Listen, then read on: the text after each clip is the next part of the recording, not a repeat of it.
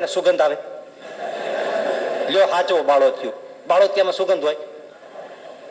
આ તમે બધું જે દશા નાખી દો એટલે એમાં શું, એક ખેડૂત દાન કરતો હોય તો 100 ચાસ વાવે, એમાં 99 ચાસ વાવેલા હોય, એક ચાસ લોહી નો ભરે ને એટલા જીવ અળસિયા પંખીડા નાન તેન જીવાય તો બધું કપાય ને એટલા જીવ મરે, ત્યારે 99 ચાસ માં અનાજ પાકે. આટલી જીવ હિંસા થાય. એ મગફળી આપે, ઘઉં આપે, બાજરો આપે, જુવાર આપે, એમનો રોટલો પાસે અમારે ખાવાનો. આમાં કયો રૂપ! એટલે ધર્માદો, અમે ધર્માદો ખાઈએ એટલે તરત જ આવે. આ એમને તો નથી તમને સુખ થાય, અમે દુઃખ ભોગવીએ ત્યારે તમને સુખ થાય. અને ધર્માદો ખાય છે. ધર્માદો નો અર્થ શું? ધરથી માંદો. ધર્માદો ધરથી એટલે પહેલેથી જ માંદો, એટલે માંદો. ધરથી માંદો, પહેલેથી જ માંદો પડે એનું નામ ધર્માદો. પહેલેથી જ માંદો પડે એનું નામ ધર્માદો. લ્યો સ્વામીજી આ ખાવ, લ્યો સ્વામીજી આ ખાવ, પણ સ્વામીજી ખાય, સ્વામીજી ગોટો વળી જાય. એટલે સ્વામીજી બહુ વિવેક રાખવો પડે કે બહુ ન પડાય, જેટલું જરૂર શરીર હોય. ન સાચવીએ તો શું થાય? સાચવવું પડે. હવે જઈએ ક્યાં? કે થોડુંક અત્યારે કઈ મજૂરીએ જવાય છે અને મજૂરી કરવાઈ દે કોઈ, અને કરીએ તો હારાઈ લાગી. અમારી આબરૂ ન જાય, તમારી જાય. અમારા સામુ થઈને તમે કોદાળી પાવડા પડે ઉથરેટિયું ગોદો છો, અને તમારી આબરૂ જાય ને આ ખીજાય કે અમારા છોકરાને હાચવતા નથી તમે. પણ અમારે વિવેક રાખવો પડે. માગી માગીને હારું હારું ના લઈ આવો, તે લઈ આવો, ફલાણું લઈને, એમ નહીં બાપા, એવું ન હોય. એનો દેવાનો સ્વભાવ ધર્મ, અને અમારે ના પાડવાનો ધર્મ. એમ જ રહેવું પડે. ન ચાલે તો લેવું પડે. કઈ ભૂખ્યું તો ન રહેવાય ને, તો કઈ ચાલે નહીં. એવું જાળવવું પડે. પણ છતાંય અસર કરે ને કરે, કારણ કે ધર્માદો છે એટલે અમને દર્દો આવે. તમારા છોકરો હોય ને 2 વર્ષથી 5 વર્ષથી પેટમાં દુખતું હોય ને, આમ એવું પેટમાં દુખે ઢોલિયામાંથી ગોટો વળી હેઠો પડી જતો હોય, પછી શું કે જાઓ સંતોને રસોઈ દઈ દો, ભગવાન હારું કરે. એક સાધુ સંતોને ઠાકોરજીને થાળ કરાવો, છોકરો હાજો થઈ જાય. એ થાળ કરાવે, બધા સંતો જમે, છોકરો હાજો થઈ જાય. 3 કલાક પછી કોઈ પણ સ્વામીજીને દવાખાને લઈ જવું પડે.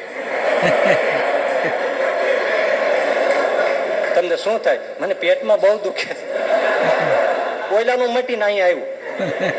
હા એટલે બધા બેઠા હતા ને, પતિ પત્ની હતા ને મહેમાન આવ્યા હતા. મહેમાને ઓલી ઘરવાળી બાઈ હતા ને, એ બાઈને પૂછે ને, ભાભી થતા છે, સંબંધિત હતા. એને કીધું ભાભી તમને માથાનો દુખાવો તો મટી ગયો?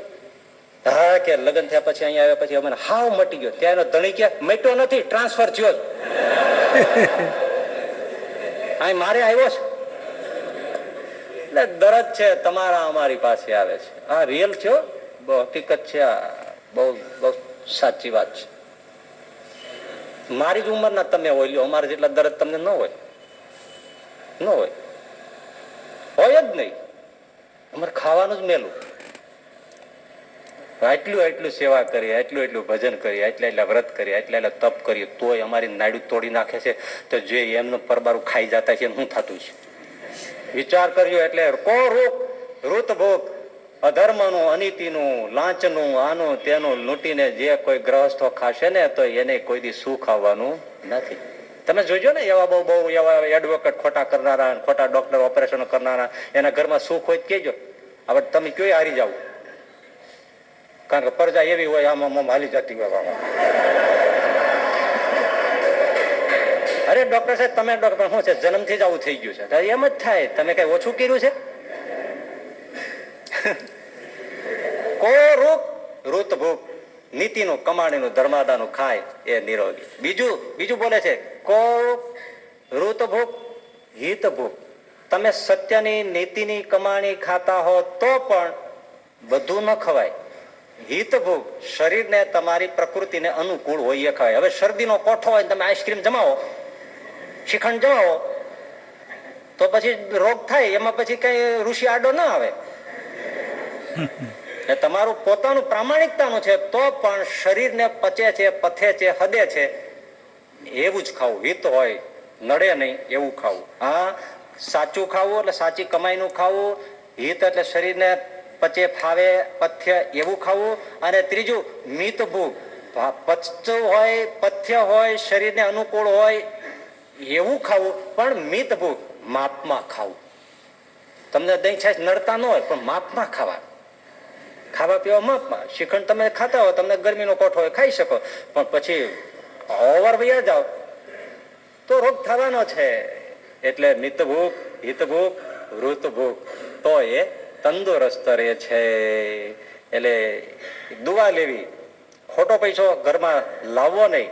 જો સુખી અને નિરોગી રહેવું હોય તો આપણા ગુરુદેવ શાસ્ત્રી મહારાજની વાત કરીને સમાપન કરીશ.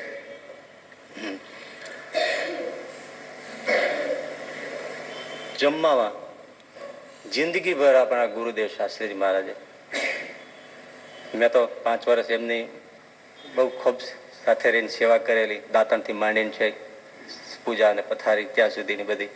તો રસોડું આપણે હાથે જ બનાવીને જમાડતા. આપણા ભાગ્ય છે કે આપણે પુરાણી પ્રેમ પ્રકાશ દાજીને પણ જમાડ્યા, શાસ્ત્રી મહારાજને 5 વર્ષ જમાડ્યા, અને જોગી સ્વામીને પણ થાળ બનાવી, રોટલી આ તે બનાવી, અને જોગી સ્વામીને પણ ઘણી વાર જમાડવાના ભાગ્ય આપણને આ દેહે પ્રાપ્ત થયા. એ આપણા મોટા સદભાગ્ય છે. તો શાસ્ત્રીજી મહારાજ ગુરુદેવ જ્યાં સુધી રહ્યા ત્યાં સુધી